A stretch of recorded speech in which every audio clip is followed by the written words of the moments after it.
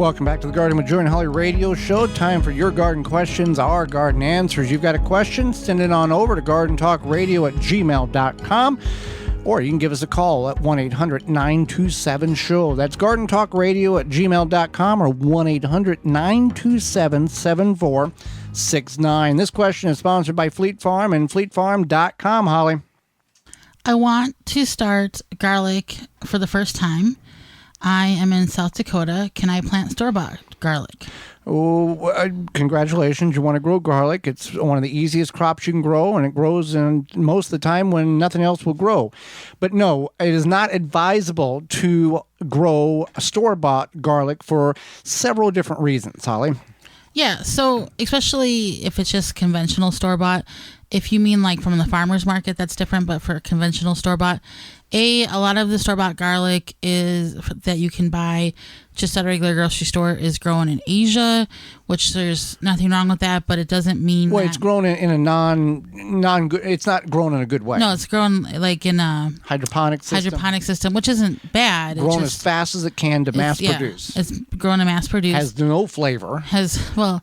And a lot of times there are growth inhibitors sprayed on it, and it won't sprout. What's different than that and any other food we're eating? Right. But if you notice, if you buy organic garlic, eventually it will sprout. Mm-hmm. A lot of the store-bought garlic will just never sprout. So you want to either contact a local farmer's market. Maybe you can buy some garlic from them. You might have a local garlic grower like we have in our areas. There's several of those. Yeah. And whenever you grow your garlic and you harvest it next spring and you choose to use it in your dishes or give it away, here's my recommendation. Use a quarter of the amount that what the recipe calls for if you're using fresh or homegrown garlic, because the intensity is so great compared to what you're conventionally used to in the store. I think you should just use the same amount because garlic is awesome. You know what I mean. I know. It's very intense. So here's our next question. Yes. I found some irrigation things on clearance, just some random hoses and stuff, and I want to play around with it. At this point, is it best for me to wait till spring to install it? It is best to wait till spring to install it.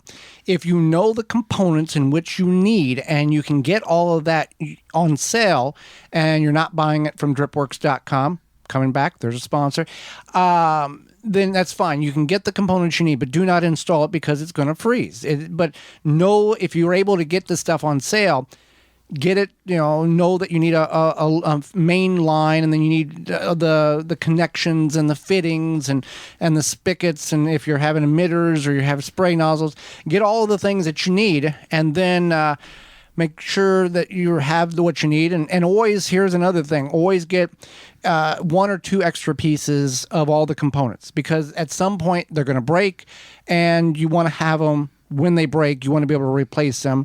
When we got our units, our stuff from dripworks.com, I purposely got several extra pieces throughout the installation aspect of it. And we're using those extra pieces now. Right. All right. Should I pull my tomatoes? Should I harvest my tomatoes before they explode? Because it seems to happen after a rain, even if they're not completely ripe. If you're where you are is like where we are, where we've had kind of a drought and you're not on irrigation.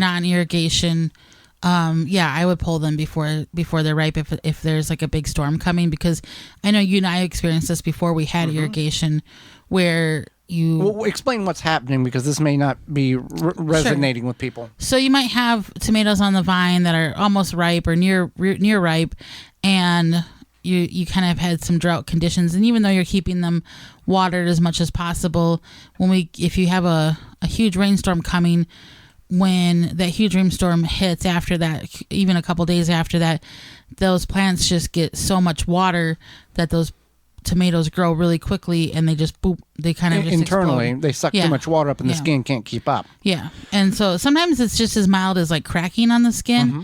But sometimes you'll go out to your garden, you'll just find like the tomato guts below the plant.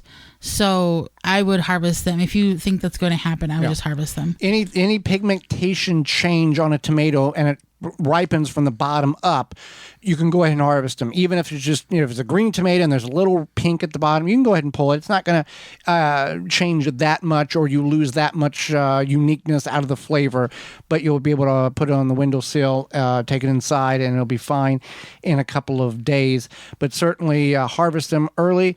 And we've not experienced that since we've had drip irrigation on our tomatoes, because it's consistent moisture. We've also not had blossom end rot because it's been consistent moisture. The plant has been able to take up what has been utilized for the plant. So what Joey is saying is that if you can invest in irrigation, it's worth it. Plants grow a lot better when it has consistent water. Yeah. Before we had irrigation, we would try to water. And no matter how much you tried to water, it never was enough. And the plants were always stressed because you would water on a Tuesday afternoon and you wouldn't get back to the garden until Thursday.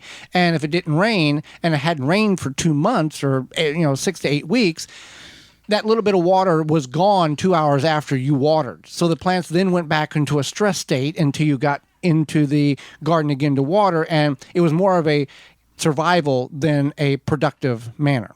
And, most of us have busy lives. And if you are a very busy person, it's worth it because you're going to get back in produce, I think, over time for what you invested into that irrigation. And most municipalities, regardless if you use 1 gallon or X amount of gallons, you get charged a standard rate.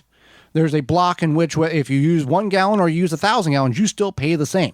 And these are very efficient watering irrigation systems, like a half gallon an hour or half gallon or whatever.